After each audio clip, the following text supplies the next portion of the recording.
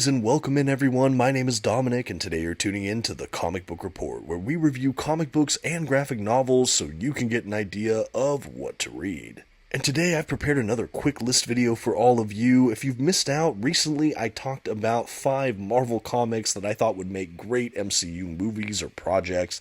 And to that end, I thought it'd be fun to do DC's side of the fence, so of course we're talking today about 5 DC comics that I think would make great DCU movies or projects for the new shared DC universe. Like my Marvel video before it, just because the characters for these comics might have already been adapted or are planning to be adapted in the DCU, these comics that I'm suggesting are more storyline based projects I'd like to see directly adapted rather than even the character. For example, I know Batman's getting greenlit for a Batman movie, but there's something specifically about the stories I'm going to recommend that I would love to see adapted, if that makes sense. But this is a subject I really can't wait to talk about today. Before we jump into the list though, just a quick shout out to the channel sponsor, OrganicPriceBooks.com. If you're looking to pick up your own comic book collected editions, perhaps some featured in this video, I encourage you to check out their website. You can find a link for it in this video's description, and if you see anything on that site you like, you can use my discount code at checkout, TheComicBookReport, to save $2 off of your order.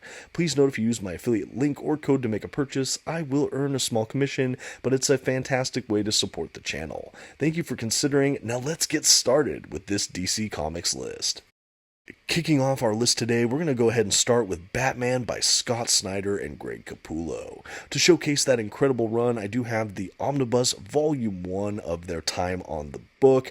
This is one of a 2-volume set that collects their run, and I think that this would be a fantastic DC cinematic universe property for James Gunn and team to hopefully greenlight someday. And while there are so many incredible stories within this run, the one in particular I would love to see on the big screen is, of course, that first arc, The Court of Owls. Now, I will try my best to keep this review or this list video relatively spoiler-free, but I do need to talk a little bit about these stories to kind of set the stage as to why I think they'd be incredible adaptations.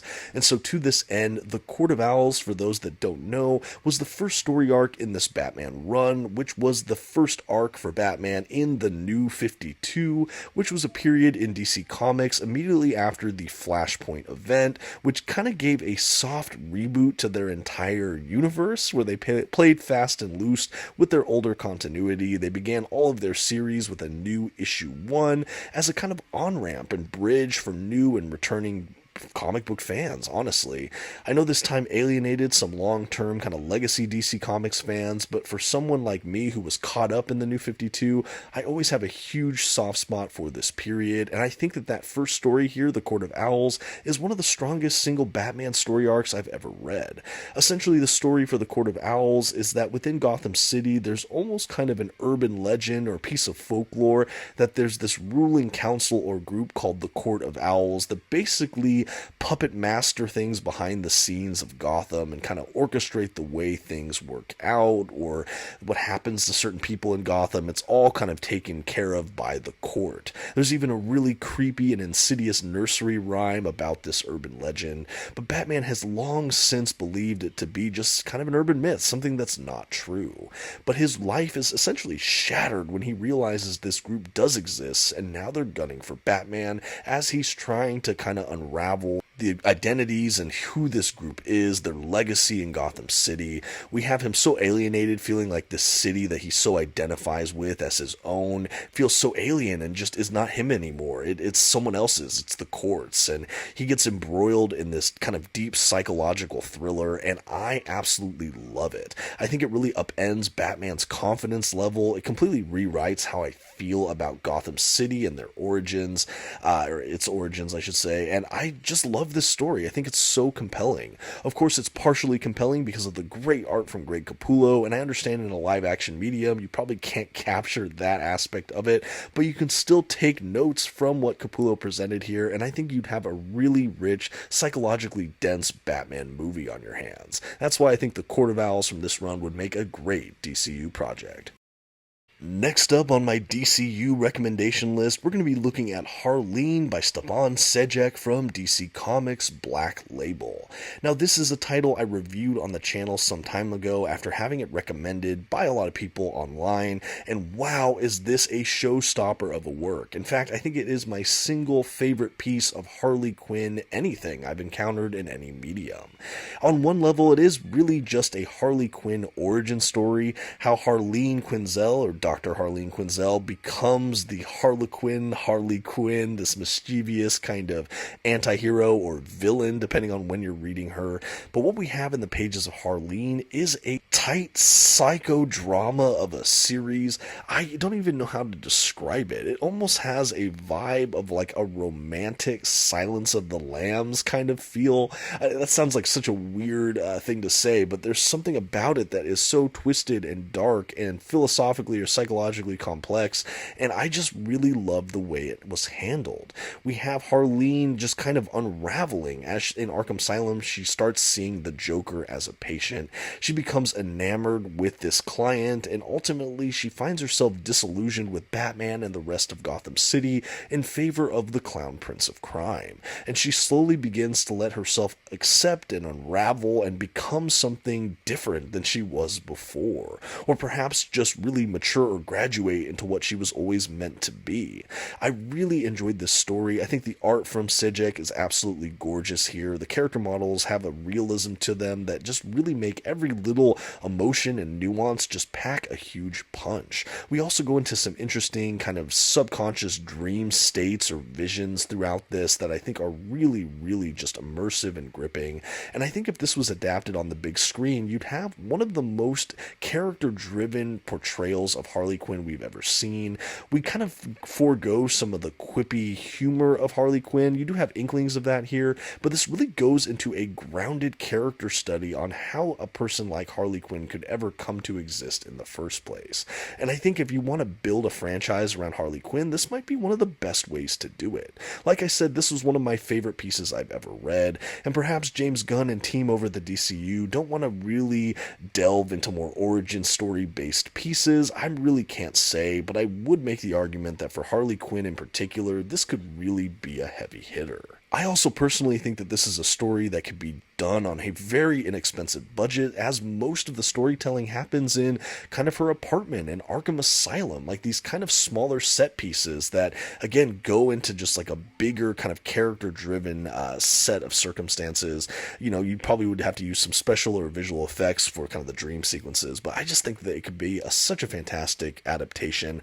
I love this story. I would love to see some fidelity in a way it was adapted somewhere in some point in live action.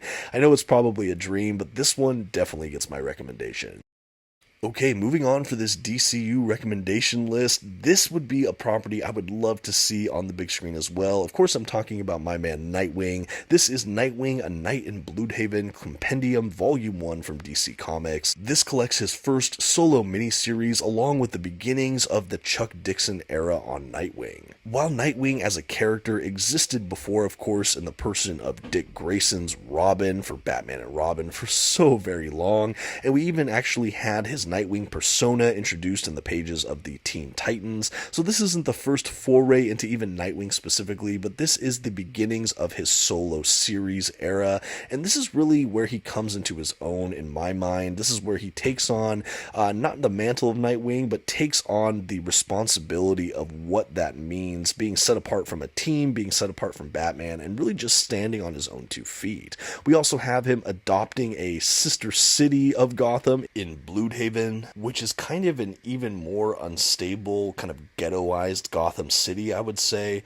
But yeah, I think that this would be a fantastic adaptation into the DCU, and this period in particular I think would be one of the best ways to introduce Nightwing in a solo project. I think that it's designed that way, of course, being kind of one of the most landmark solo series for the character. Admittedly, I am still making my way through this compendium. This is actually one of my current reads, but I have been absolutely engaged. I've loved this run so far, and everything I've read thus far, I think you could adapt any of these early stories and it would be a great foray into this character. I know we have seen Nightwing adapted outside of the comic book medium in things like the DC animated projects, whether it's, Teen Titans, Young Justice, some of the DC animated movies, or live action with things like Titans on HBO Max when that was dropped and things like that. But we really haven't had a standalone Nightwing movie, and I'm hoping the DCU gives us our first opportunity of that. I know that this is a truly beloved character by myself and so many, and I think that this is arguably one of his strongest runs. I know that this is a bit dated back in, I think, the 90s when this was coming out, but I think you could modernize it in fun ways or do a period piece even, bring back the mullet, I don't know. But yeah, I just really like it. I think Nightwing visually is really striking as well with that black and blue suit. The fact that you have such direct ties to Batman and yet he really tries to carve his own path, I think it just makes for some fascinating dynamics. And in a medium that's so saturated with Batman content, the film audiences obviously know who Batman is, so you could really develop a character that was a protege of him, and you could get some really interesting character bits there. You can have him stand on his own, you can have him tie into Batman or his history with Batman, and there's just a lot of way to play this, but I think that doing something in the same vein of the run we have here would really be a great hit for this new cinematic shared universe at DC. And hey, while I have your attention, if you're enjoying this video and you've yet to subscribe to the channel, I would just like to invite you to do so. I'm always doing comic book based list videos like this, reviews, unboxing, shorts, interviews, and more. Thank you for considering. Now let's keep this list right on going. Okay, next on my DCU adaptation wish list, I have to talk about Green Lantern by Geoff Johns. Specifically, I want to talk about the second omnibus edition and the stories contained within its pages. For those that don't know, I am a huge fan of Geoff Johns' Green Lantern. I'm not a comprehensive Green Lantern fan. I've dabbled around a bit, but this run is just my gold standard. I absolutely love it. I would honestly put it on my short list of favorite comic book runs of all time. It's easily in my top 5, top 10 for sure. But what makes the stories in this omnibus so worth recommending for adaptation is because this really exposes us to all the different color spectrum lantern cores. We had some kind of dabblings or inklings of this in the Volume 1 omnibus, but this is really where we forge full steam ahead. We get to see all the different lantern cores, and we have everything kind of culminate with the Blackest Night event. And I think for something like this, you might need something more like a series, and I know we are getting a Lantern series in the DCU coming out. I'm not sure if they're going to go into the multiple different lantern cores or Blackest Night. Fingers crossed, because I think that this is some of the strongest material out there. It not only builds upon the lore in the Green Lantern mythos in some really meaningful ways, it gets to see what sets the Green Lantern Corps apart from some of the different Lantern Corps out there. And to have everything come to a head with the Blackest Night event, which also feels like one part zombie horror movie in a way, I think this just is a really interesting cocktail or combo of things that I think could be adapted in a really breathtaking way on the screen. I also think blending genres like sci-fi, space fantasy with, like I said, almost like a zombie thriller superhero comic, you would just have a really compelling movie that I just don't think we've seen the likes of yet. I know some people make the case for something like the Sinestro War Corps, which is another story I really like, but I think Geoff Johns' run for me peaked actually in this omnibus, learning about the other corps and culminating in Blackest Night, and that's why I think that this would be an amazing run to see adapted on the big screen or even in a dedicated kind of prestige limited series. And again, I know we have some Lantern-based projects in work at DCU right now, so who's to say if we will not get some of the overlap here? We might already be getting some of this adapted, fingers crossed, but this definitely has my recommendation. There's also just such a rich character roster here that I think that this would be a really compelling work to see. And who knows, the way everything's going to be interconnected or ought to be interconnected over the DCU, maybe you'll have the foundations of some of these characters explored in their Lantern series, and maybe it'll culminate with kind of a Blackest Night film, or again, this is me just dreaming as a nerdy comic book fan of what I would love to see, but I think that you could do some really rich character storytelling here, because I think that's something that Geoff Johns, this comics writer, really excels at. It's just character-driven storytelling with some really fun concepts, and that's absolutely what we have here in this omnibus with the Lantern Corps and of course with the storyline of Blackest Night. And last but certainly not least today, in my recommendations for great DC Comics to be adapted in the DCU, I have to talk about The Question. To do that, I am going to share what I think is easily the best Question content out there. That is The Question by Denny O'Neil and Dennis Cowan. This is the Omnibus Volume 1 of a 2-volume omnibus set that collects their run, and I just think that this is some of the most fantastic 80s comics I've ever read. This is kind of a deep kind of crime noir series that has some trappings of vigilante anti-hero comics mixed in there. For those that don't know, The Question is this kind of faceless crime fighter who, on his quest for answers and justice, becomes something a bit more. He is a kind of detective, he is a crime fighter, he's a proficient fighter, but we also just have him just really a street level anti-hero or vigilante, and I think that that is something that I would love to see in the DCU in general. I think DC, even more than Marvel arguably, has a lot of really heavy power-based, gigantic, larger-than-life kind of scaled stories, but there are these pockets, like with characters like The Question, or even things like Green Arrow, I would argue for, that feel more street level, and I think that that is such a good counterbalance to some of this bigger, epically scoped, kind of mythic sort of storytelling that I know we're going to get in the DCU. Every so often, I love to get down on the street. I'd love to get that kind of just in your neighborhood, trying to do what's right, try to stop corruption in local politics and local industries and things like that. And I think that that is really a spot that Question could fill in.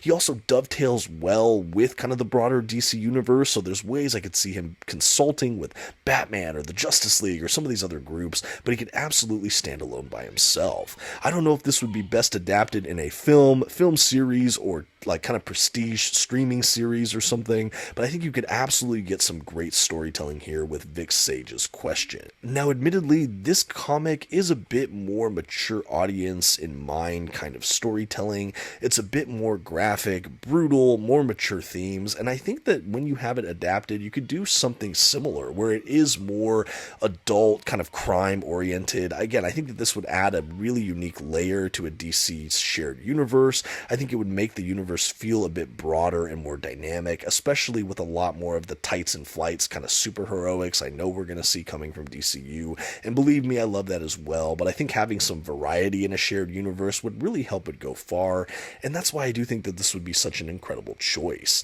Also, having a faceless hero I think is a really novel touch as well. I would just love to see the vibe that a good creator or creative team could bring to an adapted work of The Question. I know I've seen him in animated series. I'm not sure if I've ever seen him in a live action, but someone please correct me in the comment section if they've ever adapted a live action Question, because I could easily be wrong about that. But either way, I do think that this would be a fantastic piece in the DC cinematic universe. I would love to see it. Just had to talk about it. Okay, and that's going to round out 5 DC comics that I believe would make great DCU movies or pieces. I really loved putting this list together, like I did putting together the MCU list. I think that this was a little more fun for me in some ways, even though I am a bigger Marvel fan, simply because we are just getting into the DCU universe versus Marvel. We've already had so much adapted. This I felt more blank slate to recommend just about anything. You might notice that Supergirl Woman of Tomorrow wasn't on that list. That's because that's already getting adapted in some way, so I was able to let that book rest. Although, let's face it, I will always recommend that book in any medium. But yeah, this was a really fun one to put together. I would love to hear your thoughts. Do you agree with my choices? Are there other big, notable characters or story arcs you would love to see adapted on the big screen or in a streaming series from DC? Let me know. I would love to hear it. I would love to see what the comment section look like. Are you a fan of DC films in general? Are you looking forward to this universe, toward the Superman movie? Let me know all about it. I'd love to get into discussion here. Thank you so much for watching. Again, this was a ton of fun to put together, and I hope you have a great day. Until next time, this has been the Comic Book Report. Don't forget to give this video a like, that comment we talked about, and maybe share this video with a friend. Thanks everyone. Bye.